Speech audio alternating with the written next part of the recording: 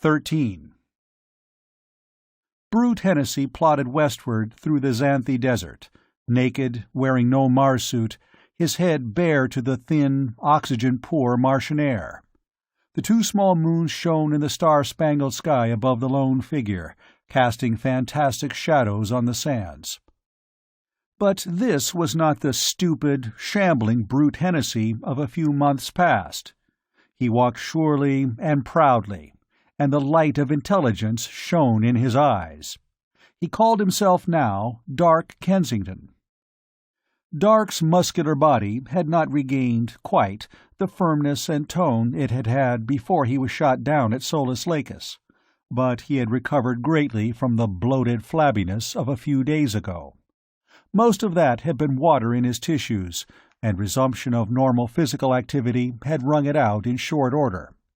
As he plodded through the Martian night toward Ultravirus, Dark was remembering, with something of awe, that emotional explosion within him that had occurred on his first sight of Goat Hennessy at the Canfell hydroponic farm. It was this sudden, overwhelming recognition that had wrung from his lips the cry, "Father!" At that moment, memory had returned with terrible impact, and he had been overwhelmed by the re-experience of those moments when he had stood before the man he admired and loved as his father, and had seen the bitter realization of rejection by that man written with the point of a knife. Now he remembered it all. He remembered his childhood at Ultravirus. He remembered Adam and their experiences together. He remembered their treks through the desert at Goat Hennessy's command. He remembered his slaying of Adam and his acceptance of death at Goat's hands. He remembered that he, Dark Kensington, was Brute Hennessy, somehow brought to life once before in the Icaria desert, even as he had himself regained life a second time in the vats of the Canfell hydroponic farm. So Goat Hennessy was his father, apparently. And Oldbeard, the real Dark Kensington, vowed vengeance on Goat. Dark was able to view this with equanimity. He no longer felt any admiration or affection for Goat, whatever relationship might exist between them. But since he was Brute Hennessy, and thus not old enough to be the real Dark Kensington, how and why had he acquired the memories of Dark Kensington? That question remained unanswered. Phobos was setting for the first time that night when Dark reached the great hulk of Ultravirus, manipulated one of the airlocks, and entered its dark corridors. There was no light, and a test of the light switch proved that the electrical system was no longer operating. But Dark knew every inch of this place from early childhood. He felt his way through the pitch darkness to Goat Hennessy's old bedroom. Probing about in the darkness, he discovered that Goat's bed was still supplied with mattress and crumpled blankets. This surprised him somewhat, as any item of cloth on Mars had to be imported from Earth, and was far too valuable to abandon. But apparently these things had been left temporarily in Goat's abandonment of Ultravirus, and would be picked up by truck later. Deriving a certain humorous satisfaction from taking over the master's chamber, Dark curled up on Goat's bed and went to sleep. He awoke the next morning with the glare of the desert sunlight reflected into the room. He arose, stretched, and yawned. The room was a mess. Goat had left the bed-clothing intact, but he had turned everything else upside down in packing his personal effects to leave the place. There was still water in the reservoir, and Ultravirus plumbing system was still in operation. Dark bathed. He felt ruefully at the thick stubble of beard that had overgrown his face in the past few days, but Goat had left no shaving equipment behind. Dark made his way down to the big kitchen. There were supplies of canned food there, and he found utensils and ate. He was hungry, but not ravenous, and this surprised him a little, because he had had no food since he started out afoot from the Canfell hydroponic farm 4 nights ago. But he was no hungrier than he would normally be after a night's sleep. As he ate, his eye fell on dishes stacked beside the sink. He was startled to notice that water still sparkled on them. He arose and checked them. Yes, they were still wet. There were remnants of fresh food in the garbage can. People here? Camping out? Or, more likely, someone passing through the desert who had taken shelter here for the night. But he thought he would have heard the roar of a ground car leaving. Thoughtfully, Dark finished his breakfast. It occurred to him that perhaps some members of the Phoenix had taken refuge here after fleeing Mars City. But most of them did not even know of the existence of Ultravirus, much less its location. At any rate, there was no reason to assume that anyone who happened to be here would be unfriendly to him, in case they met by chance. He saw no reason to worry about it. Finishing breakfast, Dark went down to the storeroom and picked out 3 Mars suits, for Oldbeard, Happy, and Shadow. There was a large-sized suit there that he thought might accommodate Happy's bulk, but he wondered how Shadow, with his flat build, was going to manage one. Nakedness felt quite natural to Dark, especially since he remembered his identity as Brute, but it occurred to him that it would look peculiar to anyone he might meet before leaving Ultravirus, or for that matter, on his way back to the Canfell hydroponic farm. So he donned a Mars suit himself, leaving off the helmet. Carrying the other 3 Mars suits, he went down the corridor to the motor pool. Dark remembered that Goat had always kept 4 ground cars on hand. There were 3 here now, all in advanced stages of dismantlement. At one of them, a small figure in black tunic and loose trousers was bending over, head and arms plunged into the bowels of the engine. Dark hesitated. He had found his intruder, perhaps a traveler who had run into engine trouble in the desert and had fortuitously been near enough to take shelter here while making repairs. But again, there was no reason to anticipate unfriendliness. Carrying his Mars suits, Dark walked up to the ground car, overhearing a muffled bit of profanity as he approached. The unfortunate mechanic evidently heard his footsteps, because he was greeted with, "I wish to Phobos you'd stay down here and try to help me, instead of spending all your time snooping around this deserted shack." The voice was muffled, but it was definitely feminine and definitely irritated. Dark grinned and replied drolly, "I'm sorry, but this is the first time you've asked me to help you." With an audible gasp, the woman disentangled herself, in dangerous haste, from the ground car engine and faced Dark.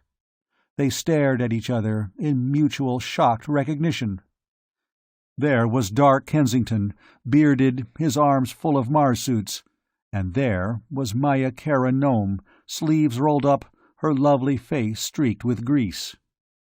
Dark's jaw dropped. Maya's lips formed a round, astonished O. Then, with a squeal, she hurled herself on him, throwing her arms around his neck. Dark staggered back, overwhelmed by Mars suits, an abundance of wriggling femininity, and a babble of happy and completely unintelligible words gushed against his bearded cheek. He managed to disentangle himself by the dual process of dropping the Mars suits and holding Maya forcibly at arm's length. She gazed up into his face, her own awed and radiant, and was able to reduce her own words to connected sentences. "You are not here," she said positively. "You can't be. You are dead. I saw you killed. You must be one of the ghosts of Ultravirus." She wriggled free and threw her arms around his neck again, announcing happily, "But you're a solid, comfortable ghost, and I love you." Again, Dark managed to get her at arm's length and looked down seriously into her face. "Did I hear you correctly?" he asked soberly. "Did you say you love me?" "I did, and I mean it. Oh, Dark, how I mean it." He pulled her to him. He kissed her gravely. Then he held her close in his arms while she rested her head contentedly against his shoulder. "What," he asked at last, "are you doing here, tinkering with a ground car?" "Newell and I were on our way to Mars City by helicopter when it failed and crashed," she explained. "This was the only place near enough for us to make it afoot, and the Mars suit radios don't have the range to call for help.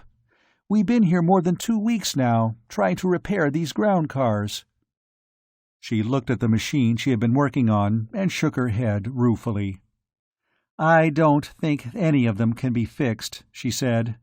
"Newell, it turns out, doesn't know a damn thing about machinery, but I was taught a good deal about mechanics when I was trained as a terrestrial agent. Even with 3 ground cars to supply parts, there are some things missing that I don't think I can jury-rig substitutes for." She turned back to Dark. "But you're dead!" she exclaimed. "I know you are, because we carried your body with us to the Canfell hydroponic farm. How in space can you be here, alive and kissing, when you made such a beautiful corpse?" Dark explained the circumstances to her, how he had awakened in the vat, how he had been able to breathe under water, how the sight of goat Hennessy had revived in him the memory of his identity as Brute, how he had been able to walk across the desert without a Mars suit. "If you're Brute Hennessy, I know why you aren't dead," she said when he had finished. "We fell in with a party of Martians on our way here, and they told me about certain embryonic changes they made on you and Adam before Goat kidnapped your mothers and brought them to Ultravirus. Krill, he's the Martian I talked to, said that these alterations not only permit you to live in a free Martian environment, but give you extraordinary regenerative powers."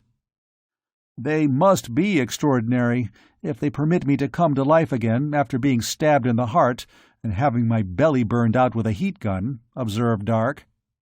"That's because your tissues aren't dependent on oxygen-carbon combustion," explained Maya. "According to Krill, when oxygen is no longer available to you, your cells utilize direct solar energy. That would prevent your tissues from dying while the damaged area of your body is under repair." She looked at him in sudden, awed realization. "It would seem, darling, that you're virtually indestructible," she said. Dark laughed.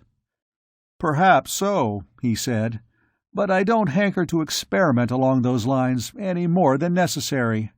Dying is a very unpleasant experience, even if I do come to life again." "Oh, Dark," said Maya, remembering. "I'd like for Krill to see you, and maybe he'll give us some more information. They came back here 3 days ago, and for some reason have just been hanging around outside, under the walls. Let me get on a Mars suit, and I'll take you to him." "Here, put on one of these," suggested Dark, picking up the one he had selected for Old Beard. Maya wriggled into it. The Martians, she said, were on the other side of Ultravirus, so they left the motor pool and walked down one of the long corridors together, Maya clinging to Dark's arm with one hand and carrying her Mars helmet under her other arm. They were halfway across the big building when Newell Eli appeared around a corner about 30 feet ahead of them. He stopped, staring at the sight of Maya's companion. "Maya," he began as they neared him, "who—" Then he recognized Dark. With a terrified yelp, Newell turned and raced back down the side corridor at top speed. They heard the clack-clack of his heels on the stone floor, fading in the distance. Dark and Maya stopped and looked at each other. "It must have been quite a shock to him, too, to see you risen from the dead," she said. "I don't believe he's as happy to see you as I was, Dark." "No, his joy seemed considerably mitigated," replied Dark gravely. "But Maya, this raises a rather serious question which hadn't occurred to me before in the happiness of our reunion." "What's that, darling?" "You're a terrestrial agent, and as such, you put me under arrest. It's true you tried to free me later, but didn't you tell me that night that you were engaged to marry this man, Newell Eli?" "Yes," she admitted in a small voice, "but—" "I haven't had the pleasure of meeting the gentleman before," continued Dark, still in his same grave tone. "But you and he were going back to Mars City together, and for some reason it occurs to me that you and he plan to be married as soon as you could get there." Maya was somewhat stunned at this evidence of mind-reading. "That's true," she said in a very small voice. "Now," said Dark, "you tell me that you love me. You must admit that the question raised by this is rather serious. Does this declaration of love, which I assure you is reciprocated completely, imply a radical change in your past course of action? Or, since you're still a terrestrial agent, can I expect to be arrested again as a preliminary to your joining Mr. Eli in the holy state of matrimony?" Maya looked up into his face and burst out laughing. "I may have put it jokingly," protested Dark, a little taken aback, "but I'm serious, Maya." "I know you are," she giggled. "That's what makes it so funny. Answering you in the same vein, Mr. Kensington, I don't intend to put you in double jeopardy." Dark raised his eyebrows quizzically. "I arrested you, and you were killed resisting arrest," she explained mischievously. "I've discharged that duty as a terrestrial agent, so I don't think I'm either required or entitled to arrest you again. And as for the other, well, I am a little sorry for Newell, but I do love you, and I won't marry Newell since you're alive. But I can't marry you, Dark." Dark was stunned at this. "Why not, Maya? You mean because you're a terrestrial agent?" "No, it isn't that. I'm planning to resign as an agent as soon as I get back to Mars City, and that wouldn't stop me anyway. The reason I can't marry you is simply that you haven't asked me." Dark laughed, a rollicking, relieved laugh, and swept her into his arms. "Maya, darling, I ask you now," he exclaimed, "will you marry me?" "Yes, Dark," she answered demurely. She leaned back in the circle of his arms and looked up into his face seriously. "Whither thou goest, I will go," she said very quietly. "If you're a rebel, Dark, I'll be a rebel too. I want to be with you and help you in whatever you do." 14. Dark and Maya sat with their backs against the wall of ultravirus, and Creel squatted before them, towering huge above them. A little distance away, the other 3 Martians were grouped, playing some sort of game, doing some sort of work, or participating in some sort of joint demonstration. Dark could not be sure which. Creel boomed out a long, rolling sentence, and Maya broke into laughter. She turned to Dark and translated. "He said he didn't understand why I'm wearing a helmet when you aren't. I explained that I have to wear a helmet to breathe, and he said that, since you and I are alike, it appears that we dress alike. So you see, darling, even the Martians recognize that we're made for each other." Dark shook his head in wonderment. "No human has ever been able to figure out Martian thinking processes, and I doubt that one ever will," he remarked. "This is the Martian who explained to you the physiological structure that permits me to live without oxygen, and yet he asks a question like that." "There is one thing that puzzles me," said Maya curiously. "Without a helmet, you can't use your Mars suit heater, and you said you walked here naked. But the temperature out here right now is well below freezing. Aren't you cold?" "No," answered Dark. "I get cold in temperatures that are uncomfortable to anyone else when I'm in a dome or a building and breathing. But out here, when I'm not breathing, I'm aware of temperature changes, but they don't cause me any discomfort. It must be that switching to direct utilization of solar power alters my reactions to temperature." "Well," said Maya, "I can understand that utilization of solar power when you're in the sunshine, but how can you keep operating when you're in shadow, or at night, and not breathing?" "I don't know. Maybe Krill does." Maya asked the Martian, and relayed his answer to Dark. "Krill says that you store excess energy in the tissues, very much as the Martians store oxygen. In a sense, direct sunlight's your generator, and it charges your batteries for power when it isn't operating. Now, Dark, why don't you ask him anything you want to know about your origin, and I'll act as your translator?" "All right," agreed Dark. "But first, it was among Martians that I awoke when I returned to life the first time in the Icaria Desert. That's pretty far away, and I understand Martians have a weird sort of sympathetic communication among themselves. Does he know anything about how I got there?" Maya talked with Krill and translated. Krill is one of the Martians I saw come by here and pick up your body the morning after Goat killed you and threw your body out in the desert. Krill says they recognized you from your genetic pattern, and don't ask me how they did this, as being the one they had completed embryonic alteration on years before. So they picked you up and took you with them to give you a chance to regenerate and revive. But how and why did I turn up after my revival with Dark Kensington's memories? He says they gave you a memory pattern by a deep telepathic process, answered Maya after talking with Krill. Because your memory pattern as Brute was of no value to you in meeting a new environment. It seems that there was some blockage in the operation of your brain as Brute, because of a slight fault in the embryonic alteration, and they corrected that before you revived. "But why Dark Kensington's memory pattern?" asked Dark. "It turned out to be a valuable one for me, but I've met the real Dark Kensington since then, and he's a much older man. Why did they choose his memory pattern?" Maya talked with Krill. "He says names mean very little to them," she said then. "That's something I learned as a child, that Martians often interchange their names, and the names evidently refer to a state of experience and being rather than to a specific individual. He says that the memory pattern they chose to give you was that of your father." Dark stared at her, stunned. "Then," he said slowly, "Oldbeard is my father. I should have known. I think I felt it." "I'm not surprised if you did," said Maya.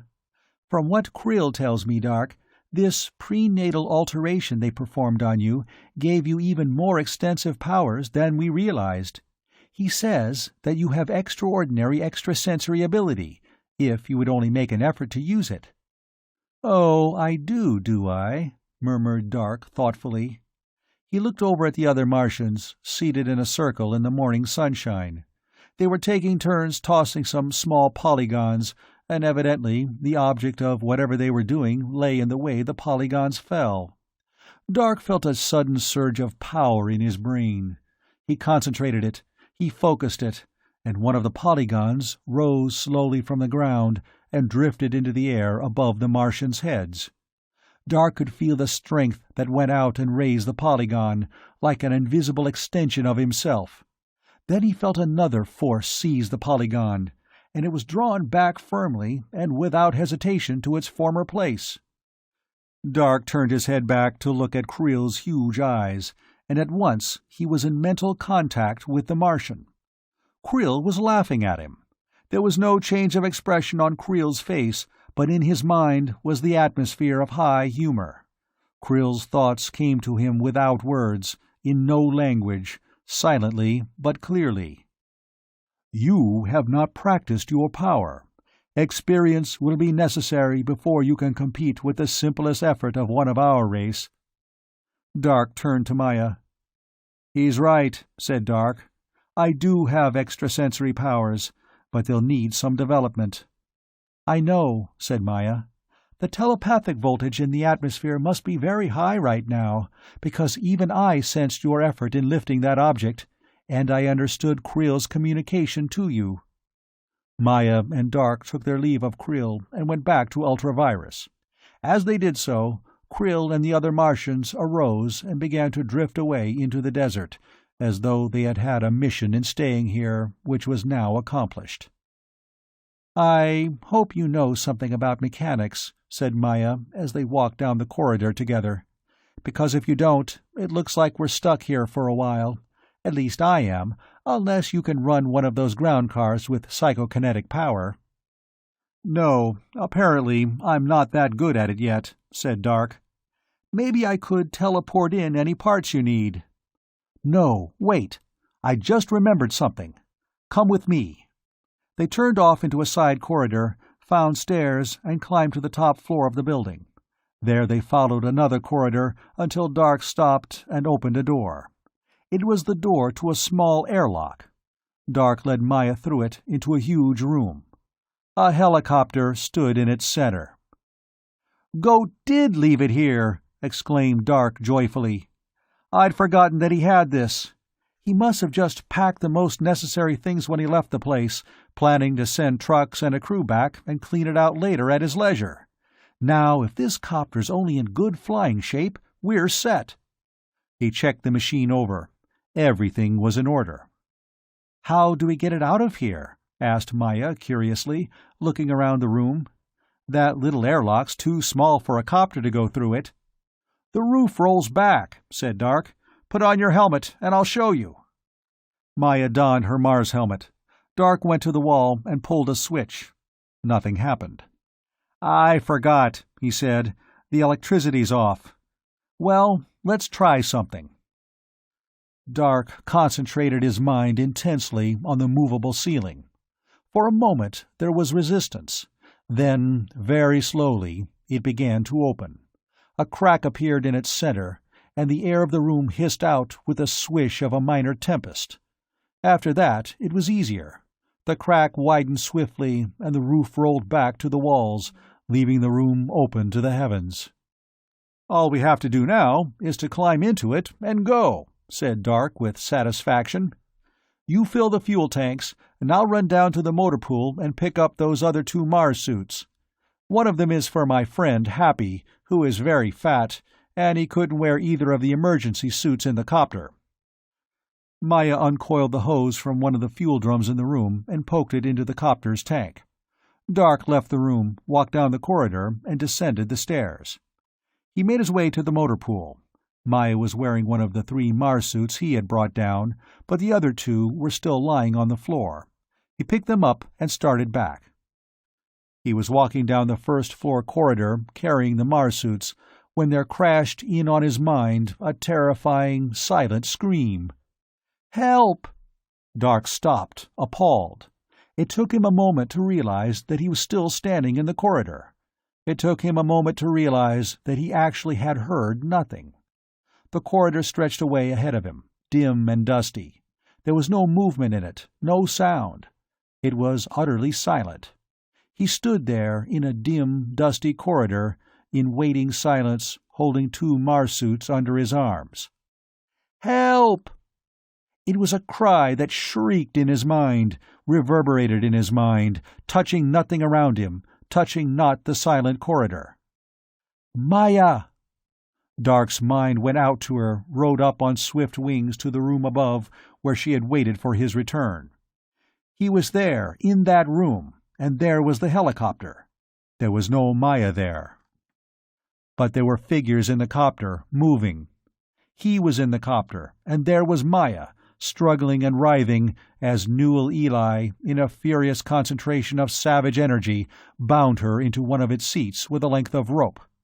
Dark touched her mind, and her mind grasped his, desperately. "Dark, he followed us up here, and hid until you left. He crept up behind me and seized me. Hurry, Dark, he's taking me away." Hurry? Down those corridors, up those steps, when Newell already was sliding into the pilot's seat of the copter? Frantically, Dark grasped at his only chance of reaching her in time: teleportation. He clamped down with his mind on himself. With a frenzied burst of strength, he sought to lift himself bodily, to be there in the copter with them. He put every ounce of energy he possessed into the effort. And he failed. He was standing in the dim, dusty corridor, 2 Mars suits under his arm, straining futilely toward a place he could not reach. And now he actually heard, with his ears, the muted vibration above him as the copter's engines roared to life. Dark started running. He dropped the Mars suits and ran down the corridor. He leaped up the stairs, 2 and 3 at a time. Breathless, his heart pounding, he staggered down the upper corridor and impatiently went through the seemingly interminable process of negotiating the airlock. He emerged into the big room. It was empty. The ceiling was open to the Martian sky. The sunlight poured into the roofless room. In the sky, a small teetering object rose and moved away from Ultravirus, its blades whirring a sparkling circle in the thin air. Dark reached out to it with his mind, and again he was in the copter. Newell sat tensely at the controls guiding it. Maya was in the other seat, her arms bound down by her sides, her expression agonized. Newell was aware of Dark's mental presence. Maya sensed it, and her mind turned toward him. "Dark! Dark! What can we do? I should have been watching for him. I should have known, after he saw us together, that he would do something." Dark: "It was my fault, Maya. I shouldn't have left you alone. I just didn't consider him a factor to be reckoned with, and I should have known better." Maya: "What can we do?" Newell turned to Maya, and his face was bitter and sullen. His brown eyes were flat with anger. "You treacherous witch! I should have known better than to trust you after that trick of trying to help Kensington escape. I wanted to give you a chance, because I thought that, with him dead, you might have recovered from your madness," he said. A change came over his face, a mixture of fear, disbelief, and utter lack of comprehension. "He was dead," said Newell, a hysterical note underlying his tone. "I saw him. You saw him dead too, didn't you, Maya? How could he be back there with you?" Maya's only answer was a defiant smile. "There's some explanation for this," said Newell more positively. "I don't know what it is, but I'll find it. That man back there isn't Dark Kensington, because Kensington's dead. Maya, I promise you, I'm going to find out what the answer is, but first I'm going to make sure that you don't cause me any more trouble." Dark touched Maya's mind. "Maya, I'm going to try something here." He moved back. He was outside the copter, near it, keeping pace with it as it flew. It was tilted slightly forward, falling forward through the sky at the pull of its blades. Dark seized the copter with his mind. He tried to drag it back. It hesitated. It quivered. Then it jerked forward and went on. He felt his mental grasp slipping from it. Suddenly, he was completely in the big room at Ultravirus, the room with its roof open to the sky. He could no longer be in it. He could no longer touch Maya's mind. He tried. He reached out again. But he failed. He was where he was.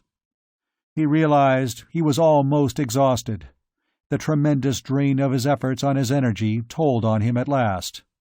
He no longer had the strength to try any more, and Newell and Maya were gone away from him into the Martian sky. Wearily, he turned back and went through the airlock, down the corridor, and down the stairs. There was nothing more he could do now. Newell undoubtedly would take Maya to Mars City. And then? Maya would refuse to marry Newell now, and Dark doubted that Newell could force her. What Newell would do with her, he did not know. Probably some sort of confinement, eventually perhaps a trial, but Newell had no ground or reason to do her any real harm. He would have to try to get to Maya as soon as he could, and that meant intensification of his efforts. But there was only one course he could hope to follow successfully, and that was the course he had planned when he started out for Ultravirus. Only now he could speed it up. He had to have some rest. Then he would pick up 3 Mars suits and walk back across the desert to the Canfell hydroponic farm. 15. Dark walked across the desert toward the Canfell hydroponic farm. He had discarded the Marsuit he had been wearing, and substituted for it a light loincloth torn from one of Goat Hennessy's sheets. This reverse reaction, in a temperature that would be uncomfortably chilly for a fully clothed man, and descended far below zero at night, resulted from his recognition that he gained a tremendously greater direct influx of energy from the total exposure of his skin to the sunlight. He could feel the energy penetrating his flesh, building up in him, and with this energy the low temperature did not bother him. Behind him, by a rope, he dragged a little 2-wheeled cart he had constructed from ground-car parts. It rolled and bumped over the sandy terrain, containing all the Mars suits and all the 7 heat guns he had been able to find at Ultravirus. It also contained a supply of water in cans. Dark had found that, while he was operating directly on solar energy, he did not need food at all, and he did not need as much water as he did under ordinary circumstances. He probably could have survived 2 weeks without any water at all, but some water did make him much more efficient. His independence of food and oxygen did not prevent the slow desiccation of his tissues in the dry Martian air. As he walked, only part of his mind was devoted to the routine task of moving across the desert. The remainder of it was free of the limitation of distance, touching and interacting with the minds of 3 other men. These men were members of the Phoenix. At the Childress Barber College, they had been among the instructors, struggling to develop the ESP potentials of their students so that a psychic community of purpose and action might be developed toward the goal of teleporting materials from Earth to Mars. These were the men whose ability at telepathy and psychokinesis had been most fully developed, to the point of practical demonstration. Now, newly aware of the extent of his own inner powers, Dark had conceived a bold plan of action, to which these men's comparable abilities was a necessary contribution. There were 3 of them: Mantar Phalusane at Hesperidum, Pietro Corellani at Mars City, and Cheng-I Kan at Ophir. Among them, by a vast, intangible network of communication, they discussed strategy and the situation on which it was based. Mantar. We knew of the existence of the Canfell hydroponic farm. It was on our charts as a MarsCorp industry supported by the government. But we thought it was only an industry, producing food. We did not know it was an experimental center. Cheng. We did not know MarsCorp was conducting genetic experiments at all, except those of Goat Hennessy. We kept a casual observation on Goat's work. Our intention was that, if he ever succeeded completely in what he was trying to do, we would make a fast raid with a task force, and appropriate his work to our own purposes. Dark chuckled. Dark. That would have dismayed MarsCorp. But it appears that, as things have developed, this sort of raid must be directed now at the Canfell hydroponic farm, to free my father and the MarsCorp slaves there. Old Beard is, after all, the real leader of the Phoenix. If we succeed in kidnapping Goat, we can put him to work for us, but that is not the primary objective. Pietro. Do you plan to take over the Canfell hydroponic farm and make it our base of operation? Dark. No. When we attack the farm, they will radio Mars City for help, and we don't possess the force to fight off an all-out government counterattack. I have been in communication with a Martian friend, Krill, and I am informed that the domes in the Icaria Desert, which were used by the original rebels a quarter of a century ago, are still usable, although they will have to be supplied with oxygen, food, and water. I intend for the Phoenix to congregate there, and utilize the help of the Martians in carrying out the embryonic changes which will make your children and mine as I am. A new race, capable of living in the natural Martian environment. Pietro.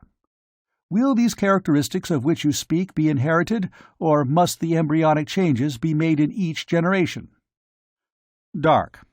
They will be inherited, because they are changes of the genetic structure. The changes will have to be made on each individual embryo of your children, but their children will be born with these qualities naturally. Cheng. What are your instructions? Dark. How many Phoenix are at each of your places? Cheng. 12 at Ophir. Mantar. I would have to count. About twice that many at Hesperidum. Pietro. About 75 here, as well as the wives of most of the Phoenix who are married. Dark. 75? That's more than we had in school. Pietro. Don't forget that the school was there for a long time before you came, and it had many graduates. The government captured between a third and a half of us who were in the school at that time, but there are still probably 300 to 400 Phoenix scattered about Mars. Dark. Where are the other 3 instructors, whom I was unable to contact with this telepathic call? Pietro. They are at Cherax, Nuba, and Ismenius. Their telepathic powers are not as well developed as ours, and they would not hear you unless they were expecting the call. Dark. Cheng, I thought your group was to go to Regina. Cheng. It was, but the Regina airlocks were more effectively blockaded to us than at the other cities. Those who went to the other cities, except those who were caught, had identification establishing them as legitimate residents of those cities. Regina has a peculiar social structure, which makes this virtually impossible, except for the Phoenix who are already there and have been there for a long time. We thought of stopping at Zur, but there were no arrangements to care for us there. We went to a dome farm operated by a friend of the Phoenix in Pandora Freedom and stayed there until we could trickle gradually into Ophir. Dark. You had quite an odyssey. Cheng, I want you to bring your 12 in ground cars, with what weapons you can get, and attack the Canfell hydroponic farm. I'll try to break it open from the inside. Pietro. Shall I bring my group from Mars City as reinforcements? Dark. No, 12 will be enough, and the conquest of the farm will depend on speed. Before you can get there with your group by ground car, the government will have a well-armed force there by jet. I want you to load trucks with supplies, gather all the wives, and go straight to the Icaria Desert to establish our colony. I'll direct you telepathically when you reach Icaria, if we aren't already there. Cut across the deserts and lowlands, and stay away from the roads and cities. Pietro. Very well. But we'll have to leave the city vehicle by vehicle, and rendezvous somewhere in the lowland. It will take some time. Dark. Whatever is necessary. Do you know where the chief is? Pietro. He's here in jail, in Mars City. His trial is due in 20 days, and we had planned to rescue him sometime during the trial. Dark. Leave a few good men there to rescue him as soon as you've cleared Mars City and are on the way to Icaria. Has Newell Eli gotten back to Mars City yet? Pietro. I don't know. We can find out. Dark. He has Maya Kara Nome with him. She's the girl who was the secretary at the Barber College when it was raided, and she's one of the Phoenix now. I want her rescued. At the same time, if possible. If not, I'll go to Mars City and do it myself later, but I want to get all of you cleared of the city first. Mantar. What do you want me to do? Dark. The most difficult thing of all. I want you to stay in Hesperidum, and send out all the Phoenix you have with you to contact those in other Martian cities. They are to rendezvous at Hesperidum, and then you will gather supplies and form another caravan to join the rest of us in Icaria. Cheng. When shall I move out? Dark. As soon as you can gather your men and material together, but stay out of sight of the farm and don't attack until you hear from me. I should be there within the next 48 hours. The instructions given, the telepathic conference faded out, and Dark was a solitary man plodding across the desert, pulling a loaded cart behind him. He came in sight of the Canfell hydroponic farm in just about the time that he had predicted to Cheng, but waited until nightfall to approach it. Phobos was abroad in the east at sunset, so Dark waited a little longer, until the nearer moon plunged beneath the eastern horizon. Deimos was not in the sky this night, and Phobos' disappearance left it near pitch dark. Dark moved across the starlit desert, pulling his cart to the walls of the farm. The farm was not a massive, sprawling fortress like Ultravirus, because most of it was underground. The upper floor, in which Happy's masters lived and worked, was just below the ground level, and the underground vats were below it, extending considerably beyond it in all directions. The only parts of the farm that projected above ground were its 4 entrances, small buildings of white stone, each with its own airlock. Dark went through the airlock of the nearest one. These entrance buildings were the barracks of the toughs, in which they slept at night, secure from the possibility of escape, because no Marsuits were available to them. Dark had moved quietly through a barracks of sleeping toughs the night he had left the farm for Ultravirus, but this time he had his cart with him. There was no alternative but a bold course. Spearing the light of an electric torch before him, he walked down the aisle toward the barred gate leading into the regions below, pulling the metal-wheeled cart across the stone floor behind him.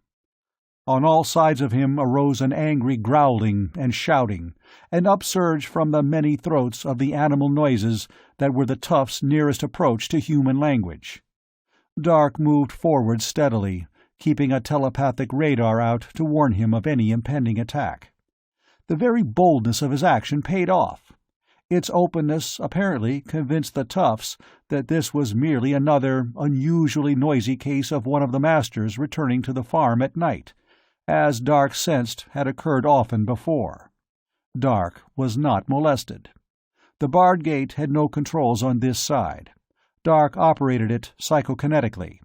It raised slowly. He pulled his cart through, and he lowered it behind him and went on down the ramp into the underground cavern. He went straight to Old Beard's hiding place and awoke him. Old Beard greeted him joyously. "I was afraid something had happened to you, you were gone so long," said Old Beard. "I had to walk back," said Dark. "None of the ground cars at Ultravirus was in operating condition." "Then there's no chance of the rest of us escaping," said Old Beard disappointedly. "We can't get at the ground cars here, and the Marsuits you brought won't help. The oxygen supply of a Marsuit isn't adequate to take us from here to the nearest civilization." "I think we can get to the ground cars," answered Dark confidently. "I brought heat guns, as well as Marsuits. Besides, I have a larger plan now than merely escape." He related to Old Beard all the things that had happened, including the fact that Old Beard was his father. "I am very happy," said Old Beard simply, tears in his pale eyes. "I liked you very much from the start, Dark, and I'm glad that you can bear the name of Dark Kensington rightfully." When Dark told him of the plan for the conquest of the farm, Old Beard stroked his beard thoughtfully. "I'm afraid that the attack from within will depend largely on you and me, although Shadow probably will be able to help effectively," said Old Beard. "The jellies aren't very aggressive, and even with a few heat guns, I'm afraid they won't be of much use." "How about the toughs?" "The toughs would be fine, if you want to wipe out all the masters and all the jellies, and possibly us too. They're vicious and unintelligent, and they can't be disciplined or depended upon." "With the attack from the outside timed right, I think the three of us can handle it," said Dark. "How many of the masters are here?" "Only 10, answered Old Beard. "And they aren't soldiers, but scientists. But they do have weapons, and they know how to handle them. They have to, in order to keep the toughs from getting out of line."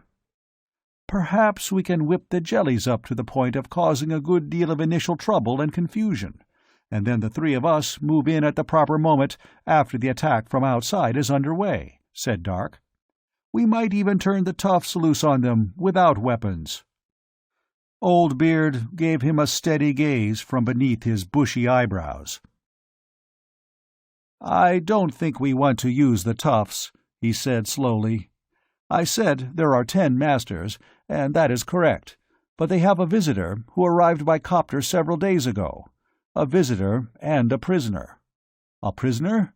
"Yes, a prisoner who wasn't sent down to the vats, but is kept on the upper floor. This prisoner is a black-haired, black-eyed woman." "Maya!" "Yes. I think the visitor is Newell Ely, and the prisoner is your friend, Maya." 16. Newell Ely sat with Placer Viceroy, director of the Canfell hydroponic farm, in its large, underground dining room, eating lunch. This meal was not the tasteless, gelatin-like food that was fed to the jellies and toughs and sold on the Martian market. It was a meal of thick, juicy steaks from the dome farms around Hesperitum, and vegetables from gardens inside Mars City Dome. "We've been here better than a week, and she's still stubborn," Newell said morosely. "Surely she has the intelligence to realize how ridiculous and impractical is her sudden conversion to a lost rebel cause. I'm half convinced that this Kensington fellow put her under some sort of hypnotic spell." "You've been very gentle in your methods of conversion," said Placer. "It isn't like you, Newell. If you want quick results, we could turn her over to the toughs for a while." "No, I don't want her hurt. I love the woman and intend to marry her. The whippings and humiliations are as far as I'm willing to go." "A peculiar sort of love, if you don't mind my saying so," remarked Placer. Newell stared at him coldly. "I do mind your saying so," he said. "My personal emotions are not subject to your interpretation. But Martian wives are expected to obey their husbands, with deference, and, by Saturn, I'm going to break her of that liberal terrestrial training." "You'd have the legal right to take the steps necessary for that, if she were married to you," Placer pointed out. "But the little fool refuses to marry me now!" exclaimed Newell in exasperation. "If she hadn't refused, do you think I'd have brought her here? But I couldn't take her to one of the cities, except as a prisoner, to be tried for sedition and treason, as long as she expresses this violent and open support of the rebel cause. Whether you consider it love or not, I want the woman for myself. I don't want her imprisoned or executed."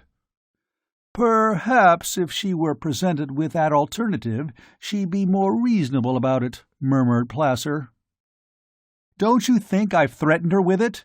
She just says that she'd rather die or go to prison than go back on her convictions and knuckle under to me. If she could only forget that she'd ever met that man Kensington." "Well, as for that, it might not be so hard to arrange," suggested Placer quietly. Newell stared at him. "What do you mean?" he asked. "You're not familiar with the details of our work here, are you, Newell?" "I thought I was, pretty well, but what you just said doesn't strike a chord." "As you know, the toughs and jellies are originally criminals and vagabonds you have smuggled to us for experimental purposes. One major effect of our initial glandular experiments with them, which makes them into toughs and jellies, is that they lose all memory of their past." "I don't want a flabby woman like a jelly!" exclaimed Newell with a shudder. "I think we could eliminate the memory, permanently, without any physical changes at all," said Placer. "There are some pretty good scientists here. I expect the operation would cut down her thinking ability pretty heavily, though. I think it would still be slightly higher than that of the jellies, but you couldn't ever expect her again to get above the intellectual level of a child of 6 or 8 terrestrial years." "I don't care anything about an intelligent woman," answered Newell ruthlessly. "If she weren't so proud of her intelligence now, I wouldn't have so much trouble with her. I want her as a beautiful woman, which is all a woman has a right to expect from a man, and if she were less intelligent and more tractable, I might be able to train her to become the sort of wife a man of my profession and position requires." Placer speared a bit of steak casually with his fork. "Any time you say the word," he said carelessly. "I'll give her the rest of today," said Newell with decision. "I'll work her over again with the whip this afternoon, and if she doesn't break, I'll tell her what she can expect. Then, if that doesn't do the trick, I'll turn her over to you the first thing tomorrow." "Tonight would be better," suggested Placer. "The initial surgery takes only about 30 minutes, and she'd do better to rest a night after that. It alone will remove a great deal of her volitional power. The entire series of operations will require about 3 days." "Tonight it is, then," said Newell, "if she doesn't break this afternoon." Maya sat in her locked room, her tunic and trousers covering the red welts on her back and legs. The tasteless gelatin which had been her only food since their arrival almost gagged her with every spoonful, but she had eaten all her lunch. She needed all the strength she could get to maintain her defiance. She was in the grip of dull, unrelenting pain, physically and emotionally. Her flesh ached from yesterday's beating, and she was sick at heart at the revelation of Newell's essential brutality and callousness. She had thought him a sensitive and intelligent man, and she had admired him for this, even after some of his exhibitions of childish temper had disillusioned her as to the glowing nobility which she had at first attributed to him. She had felt a warm attraction to him, and, when she thought Dark was dead, she had been willing to marry him, on the basis, not of the passionate love she now felt for Dark, but of a mellow tenderness which she conceived a sound basis for an understanding life together. But now she shuddered at the thought that she might have married him, and perhaps lived all her life with him, thinking him to be gentle and kind. Whatever happened to her, she felt fortunate that this crisis had brought to her view the hidden side of him, that heretofore had been seen only by his partners in political manipulation and by the unfortunate victims of his prosecution. Her shoulders drooped wearily. She stared across the room. It was as bare as a prison cell, which, intrinsically, it was. There was a glass on the wash-basin. It was made of heavy metal, with no sharp edges. Did Newell think she would commit suicide? Not as long as she knew Dark was alive. Her mind touched the glass. It quivered. It tilted and fell to the floor with a clang. She looked at it with mild curiosity as it rolled into a corner. She hadn't done that for a long time, not since she suppressed it because of Newell's hatred of witchcraft. It was telekinesis. She had had the power since she was a child. It seemed that she remembered using it often, and in rather startling ways, when she was a small child with the Martians. But when she went to Earth, she gradually stopped playing with it, except in small ways when she was alone, because it seemed to make her elders very uncomfortable. Telekinesis was ESP. It did not mean that she had any other ESP powers, but there was her experience in the copter. Her mind reached out. At once, like a shock, she was in contact with Dark. His mind turned to hers at once. Dark. "Maya, where are you?" Maya. "Come into my room, darling. I'm at the Canfell hydroponic farm. Are you still at Ultravirus?" Dark. "No, I'm in the vats below you. I knew you were here, but I didn't know where. I can see your room now, though, and its place in the building." Maya. "Can you free me?" Dark. "Not now. There are 4 toughs outside your door guarding it. I can't attack them without arousing the masters. Soon, though." Maya. "I don't know how I'm doing this. I didn't know I had telepathic powers." Dark. "A good many people have them, potentially. They don't have to have been changed as I was, but they usually require development." Maya. "I'm just glad I can, to know that you're here." Dark. "Maya, why are you in pain?" Maya. "Newell has been whipping me, to try to get me to recant on my expressions of support for the rebel cause." There was a white-hot explosion in her brain that almost literally seared her mind. Staggered at its impact, she recognized it as the explosion of Dark's sudden anger. Then she was no longer in contact with him. 100 feet away, in another room, Newell pulled on a pair of black gloves and picked up a short, thick-lashed whip. Coiling the whip, he stepped out into the corridor and turned toward Maya's room. He met Placer, walking in the opposite direction. "You're going to make your last try now?" asked Placer. "Yes," replied Newell. "I hope it works. Actually, her spirit and quick wit are among the reasons I like the girl. But I don't intend to be defied in this." He proceeded on down the hall. As he started past the barred gate to one of the ramps leading down into the vats below, the buzzer beside it sounded. A jelly was standing behind the gate, fat, pathetic face pressed against the bars. Newell stopped. No one else was in sight in the corridor. "What do you want?" he asked the jelly. "Master, I seek entry in answer to the summons," replied the jelly in a voice that quavered with fright. "What summons?" "It was ordered that one of us come above and do a task for the masters," replied the jelly. "I am one of those who must work today, and I have come in answer to the summons." Newell looked up and down the corridor. He saw no one. "What sort of task?" he asked, reluctant to accept the responsibility of admitting the jelly. "I don't know, master." "Look," said Newell, "I'm not a master. I don't know anything about the summons. Someone else will have to let you in." "If I'm late, they'll let the toughs whip me," wailed the jelly pathetically. "Please let me in, master." Newell, the whip coiled in his hand, impatient to get to Maya's room, was moved to pity at the creature's plight. Besides, the jellies were harmless, and this one certainly wouldn't be seeking admittance without having been called. "All right, then," said Newell, and flipped the switch. The bars grated open, and the jelly came into the corridor. But as Newell reached out to activate the switch and close the gate, the jelly, with surprising agility, slipped between him and the switch. "What in space?" growled Newell. "Get out of the way!" The jelly did not move. "I said, get out of the way!" snapped Newell, shaking out the whip. The jelly cringed, and his eyes were terrified, but it still stood against the switch, its huge, translucent body barring Newell. "No, master," it whimpered. "Don't shut the gate." Viciously, Newell slashed the whip across its naked shoulders, and the jelly squealed with pain.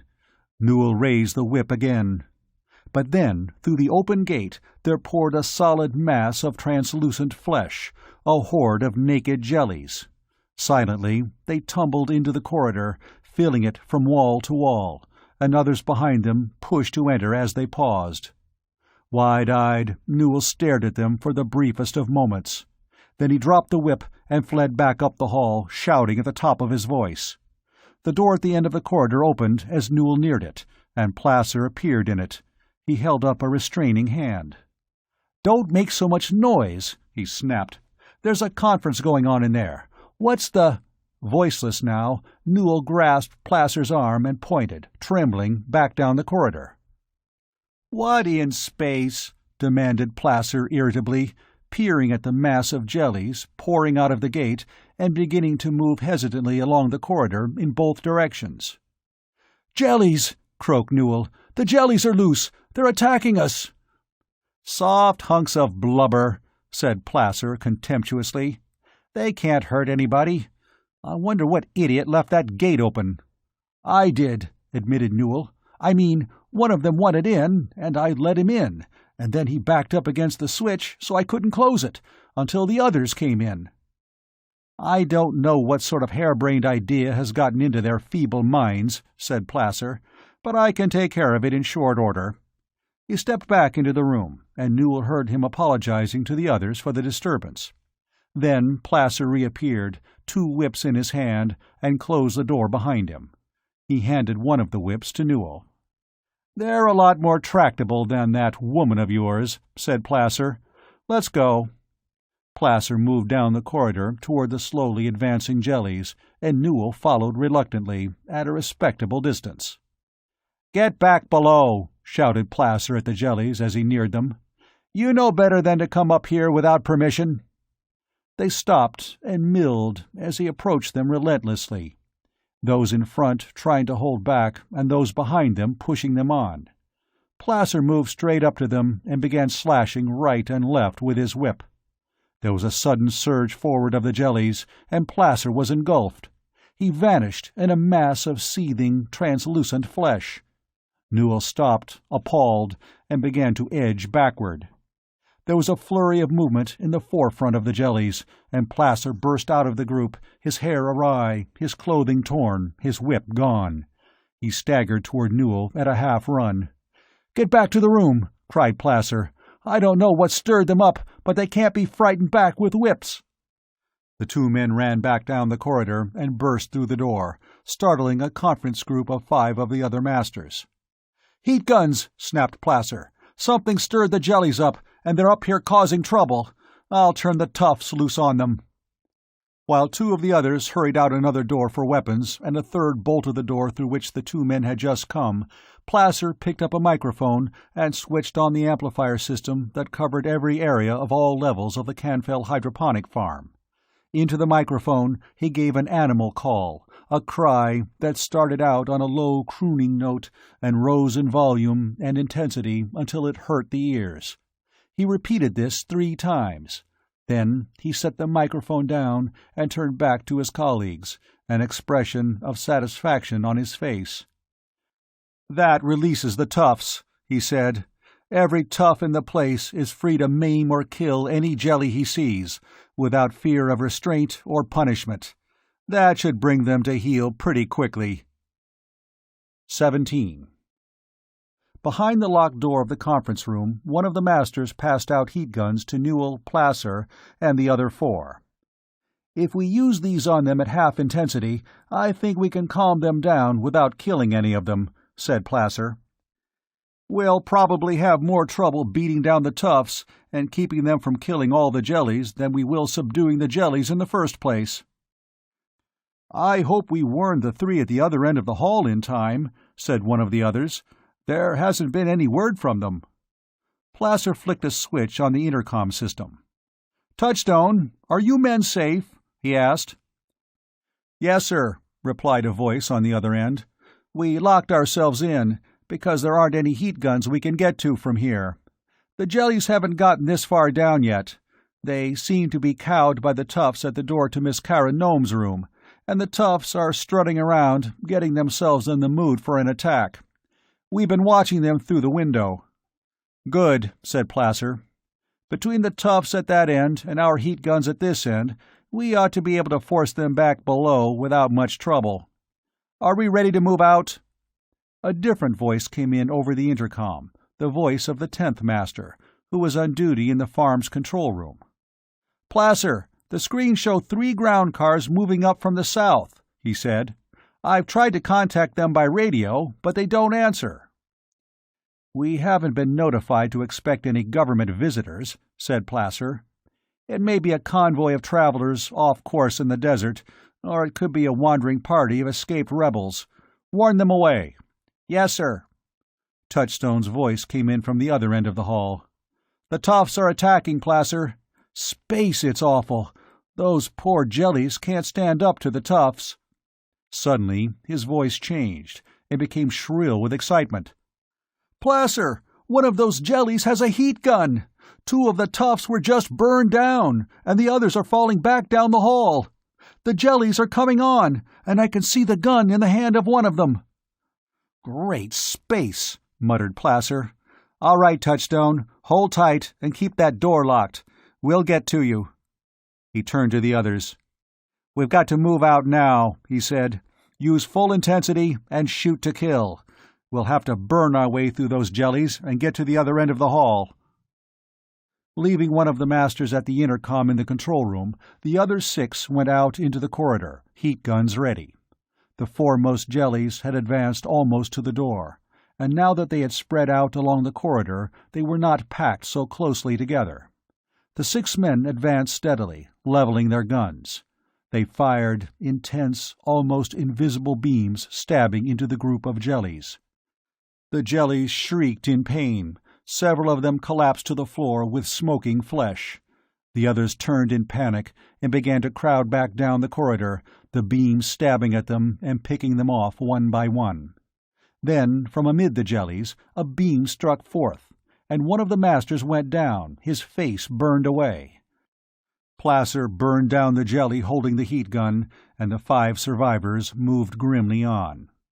On the ramp ahead, Dark and Oldbeard approached the open gate to the corridor, Happy and Shadow following them. "I wish I'd been able to find more heat guns at Ultravirus," said Dark to Oldbeard. "Only 3, besides our 4, are spreading them out pretty thin." "At least the jellies made the break into the corridor, and we've managed to discourage the toughs below from following them up for a while," said Oldbeard. The bodies of a dozen toughs at the foot of the ramp behind them attested to the rear-guard battle they had fought. That was what had held them up so long. "If we can hold the corridor and keep the masters bottled up, Your friends outside should be able to turn the tide." "It will take them a while to break in," said Dark, "but I've already contacted Cheng telepathically and told him to move in." They emerged into the corridor, into a scene of tremendous confusion. All they could see in both directions were jellies, milling about and chattering. The mass seemed to be drifting gradually toward the left, while from the right came shrieks of agony. "This way," said Dark, turning to the left. "We have to get Maya out of here before we can do anything else." Forcing their way through the jellies, they came to a door. Dark tried it. It was locked. They burned the lock off and pushed it open. Maya was standing back against the wall on the other side of the room, alarmed at the noise in the corridor, frightened at the opening of the door. As Dark and Oldbeard came in, and she recognized Dark, she ran across the room to meet them, joy transforming her face. She threw herself into Dark's arms. "Oh, Dark," she cried, "I knew you'd come." He enfolded her in his arms and kissed her. Then he turned back to Oldbeard, his arm around Maya's shoulders. "Oldbeard, this is Maya Kara Nome," said Dark. "Maya, this is my father, the real Dark Kensington." "The older Dark Kensington," corrected Oldbeard. "I am very happy to meet you, Maya. My son, you have chosen a beautiful woman." Happy and Shadow had followed the other two into the room and were standing against the door, holding it closed. "Maya, we're going to have to try to hold the corridor until the Phoenix gets here," said Dark. "I want you to go with Shadow and Happy down to the vats. You get into a Mars suit, and they'll take you to one of the entrance buildings. I'll tell Cheng to pick you up in one of the ground cars, and then Happy and Shadow can come back here to help us." "I'll do nothing of the sort," said Maya flatly. "You need them up here now, and I won't leave you. I'm going to stay here and help you. After all, I can handle a heat gun better than any of these jellies." "But Maya, I want to know that you're safe." "I don't want to be safe until you are. Please let me stay, Dark." "All right," Dark surrendered. "Shadow, give her your heat gun." The five of them left the room together. They emerged into a scene of incredible carnage. The jellies, with only 3 heat guns, which they were inept at using, had been no match for the masters. Almost all of the jellies were lying dead on the floor of the corridor, and the remaining few were backed up at the end of the hall to their right. 3 of the men were advancing toward these last jellies. The other 2, returning to the conference room, already had passed Maya's door and were picking their way back among the scorched, twitching bodies of the jellies. Dark and the others were between these 2 retreating forces of masters. "We'll have to try to save those jellies," decided Dark at once. "Happy, you and Shadow move back up the corridor and hold the line in case those other 2 turn back to attack our rear. The rest of us will tackle the 3 to the right." They split up and moved off, but they were too late. Dark, Maya, and Oldbeard had advanced hastily no more than 10 feet when the last of the jellies at the end of the corridor collapsed under the combined beams of 3 heat guns. Immediately, the door beyond the dead jellies opened, and 3 more masters emerged. They joined the first 3, and were given the heat guns taken from the vanquished jellies. Dark stopped and held up his hand, halting the advance of his little group. "We're too badly outnumbered now," he said. "Let's collect Happy and Shadow and get back down to the vats, where we can hide until the Phoenix break in." The masters had seen them now, and started to move up the corridor toward them in a group, but were still 10 or 15 feet out of heat gun range. Dark was not surprised to see that one of the group was Newell. Dark and Maya turned back toward the entrance toward the underground vats, but stopped as Oldbeard emitted a growl of recognition. One of the 3 men who had emerged from the room was skinny, goateed Goat Hennessy, and he was coming forward now in the forefront of the group, a heat gun in his hand. "Dark, you and Maya go on without me," said Oldbeard very quietly. "I have a score to settle." Dark turned back, his mouth open to protest, but Oldbeard had already started swiftly down the corridor toward the oncoming group. "Wait!" cried Dark, and started to run after him. But, in his haste, Dark tripped over the corpse of a jelly and fell sprawling. In the moments it took Dark to scramble to his feet and recover his dropped heat gun from the floor, the drama ahead of him flashed like lightning to its conclusion. Oldbeard ran down the corridor toward the group of masters, leaping lightly over the bodies of jellies in his path, his gray hair streaming out behind him. "Goat Hennessy!" he thundered, his voice reverberating from the walls of the corridor. "You betrayed me and killed my wife. Now the time has come for you to pay for your crimes." The masters stopped in their tracks, frozen at the sight of this figure of retribution charging down on them. In their forefront, Goat stood staring, open-mouthed, not comprehending until the full impact of Oldbeard's words broke upon him. Then, recognition dawning, he squalled in amazement and fear. "Dark Kensington!" With that cry, Goat turned in terror to escape, but Dark was now within range, and the intense beam of his downward chopping heat gun caught Goat at the base of the skull and swept all the way down his back. Goat Hennessy plunged forward to the floor, dead, his spine burned away. Even as Goat fell, his companions emerged from their paralysis. The beams of 5 heat guns focused on Oldbeard, and he died in a burst of flame that flared from wall to wall of the narrow corridor. Appalled at his father's sudden death, Dark almost leaped after him, to attack the 5 survivors single-handed, but Maya grasped his arm. "No, Dark," she urged. "Please, don't." Realizing on the instant that to die now would only leave Maya at the mercy of the masters and Newell, Dark turned back. He and Maya ran for the door to the ramp leading underground, Dark calling to Happy and Shadow to join them. But Happy, and presumably the invisible Shadow, were well up the corridor, and they too were under attack now.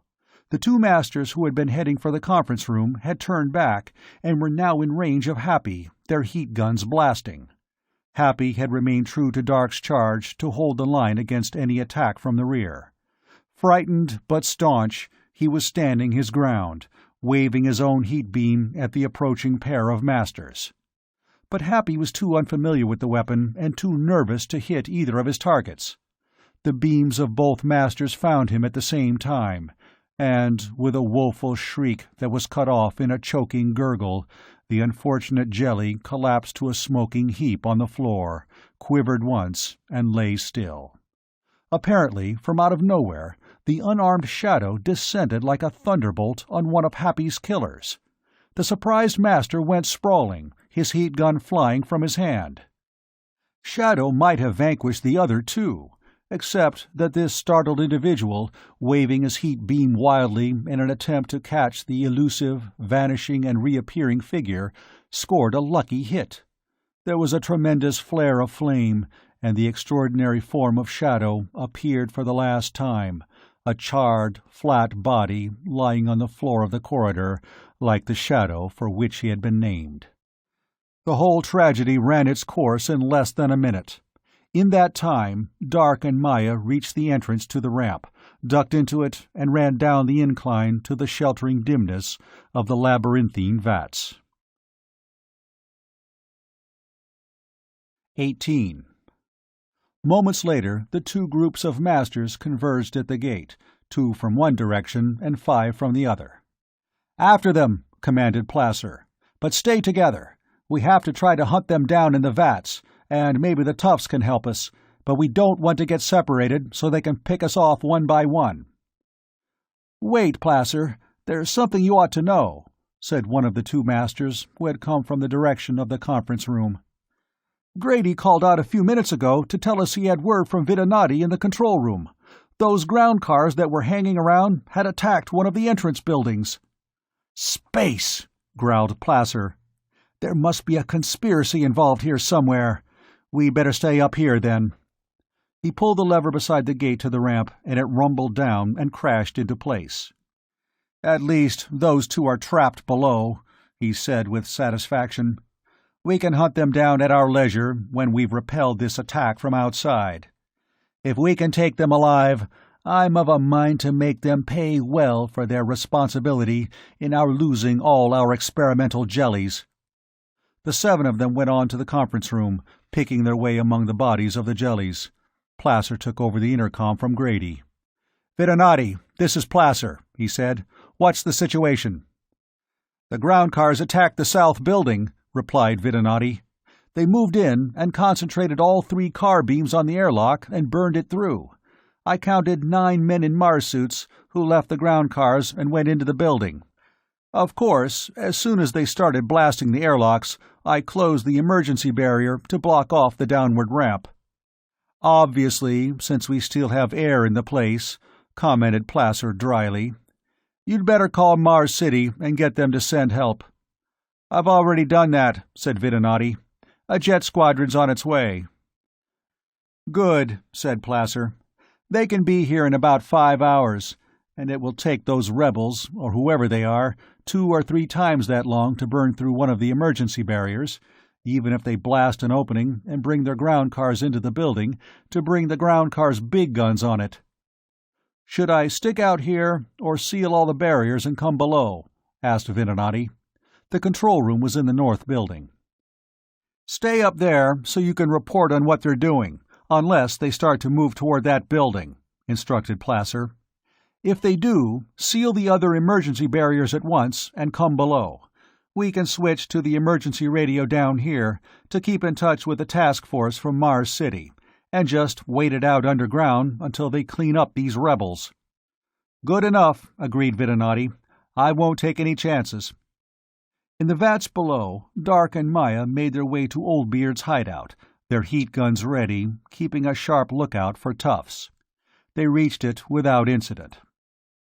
Dark looked sadly around the little recess beneath the tangled vegetation, where Oldbeard had concealed himself successfully so long from both toughs and masters. He had hoped that this reunion with his father would mean many years of companionship between them, once they were free of the Canfell hydroponic farm and had found a haven in the Icaria desert. But he knew that Oldbeard had died in an act that had great meaning to him, a savage revenge that had wiped out the bitter memory of the loss of his wife, and had repaid him for 25 long years of exile. Oldbeard had died nobly. Dark picked up one of the smaller Mars suits. "We don't know what's going to happen above, and we can't help much by staying inside, now that we can't hold that corridor and bottle them up in a room until Cheng and the Phoenix break in," said Dark. "We'd best get up to one of the exit buildings, get out through the airlock, and get picked up by one of the ground cars. I don't need a Mars suit, but you can put that on as soon as we get above in the building." "Have you been in telepathic touch with Cheng?" asked Maya. "Yes, they have already broken into the south building. That's the one I came through when I left for Ultravirus and when I came back. But the Masters let down a heavy emergency barrier on the ramp when they attacked the airlock, and we wouldn't be able to get through that. There's a ramp near here that Oldbeard told me opens onto the north building. We'll go there, and I'll send a call to Cheng to move over and meet us there." Dark sent out a call to Cheng and received an acknowledgement. He and Maya started for the ramp, unaware that the building which was their goal housed the farm's control room, and the watching Vidonati. Above, a few moments later, Vidonati called Placer on the intercom. "Placer, they've come back to the ground cars and turned them in this direction," said Vidonati. "I'm going to let down the barriers on the ramps from the east and west buildings, sabotage the controls so they can't raise them again, and come on down. I'll lower the barrier to this building from the inside as soon as I get past it on the ramp." "All right," said Placer. "We'll start getting the emergency radio in operation down here. Do a good job, but do it fast, and don't get caught up there by the rebels blasting the airlock." "I won't," promised Vidonati. "It'll only take me a few minutes, and I can be down the ramp before they can focus their beams on the airlock." In the lead ground car, as the 3 of them wheeled around and headed slowly for the north building, Cheng turned to one of his companions with a frown. "I've been trying to get through telepathically to Dark, but I can't reach him," said Cheng. "He didn't give any instructions for getting into the building, but they seem to have locked these airlocks by remote control so they can't be operated. We'll have to blast this one as we did the other one, because I don't imagine Dark will be able to open it from the inside. He seemed in rather a hurry to be picked up. Dark and Maya hurried up the ramp toward the north building. Dark had been concentrating too heavily on finding his way through the vats to receive Cheng's telepathic call. They passed the barred gate that opened into the corridors of the upper level, and a few moments later reached the top of the ramp and the gate to the north building. Dark had been prepared to open this by telekinesis, but to his surprise it was already open. They passed through it and emerged into the north building. Dark had never seen one of the ground-level buildings in daylight, as both times he had passed through the south building it had been at night. He looked around the place curiously as they entered. It was about 50 feet square, bare except for the low, hard bunks on which the toughs slept at night. On 3 sides of it were windows, now closed with heavy steel shutters. The airlock was across the room, opposite the ramp entrance. The fourth wall was blank, and apparently shut off a room at the end, because there was a closed door in the center of it. They moved out into the room, and Dark said, "Slip into your Mars suit, and we'll go out the airlock. I told Cheng to bring the ground cars over this way, and they ought to be ready to pick us up by the time we get out." "I don't see why we didn't stay down in the vats until the Phoenix break in," said Maya. "We were well hidden down there, and there might have been some way we could have helped the Phoenix from inside." "Primarily because I'm not sure now that the Phoenix can break in," answered Dark. "I don't know about that heavy emergency barrier the Masters let down on the south ramp, and I was surprised and relieved to find they hadn't dropped one on this ramp too. If they had, we'd have been trapped below. If they have those barriers on all 4 ramps, the Phoenix can't stay around long enough to burn through them, because the Masters have probably already called for help from Mars City." Maya had laid her Mars helmet down on one of the bunks and was pulling the Mars suit on over her tunic and trousers. The door at the other end of the room opened, and a man emerged, a heat gun in his hand. Vidinati stopped in his tracks, startled, at the sight of Dark and Maya. Dark grunted in surprise and reached for his heat gun. Even as Dark freed his weapon, Vidinati fired. The beam missed them, melting away the top of Maya's Mars helmet and setting the bunk aflame. Then, as the beam of Dark's gun swung toward him, Vidinati ducked precipitately back into the control room. "He got your Mars helmet!" exclaimed Dark. "We're going to have to go in and flush him out of there, and just hope there's another Mars suit in there before we can open the airlock." Heat gun in hand, Dark started for the door of the control room, Maya at his heels. It was then that the Phoenix, the 3 ground cars drawn up with their heavy guns focused, blasted the airlock of the north building. In seconds, the airlock was burned through. There was no emergency barrier down on this ramp. The heavy, earth-pressured air of the north building whistled out into the desert. As from a punctured balloon, the pressured atmosphere of the entire Canfell hydroponic farm rushed after it, roaring up the ramp, in a moment stripping the vats, the upper level, and the north building.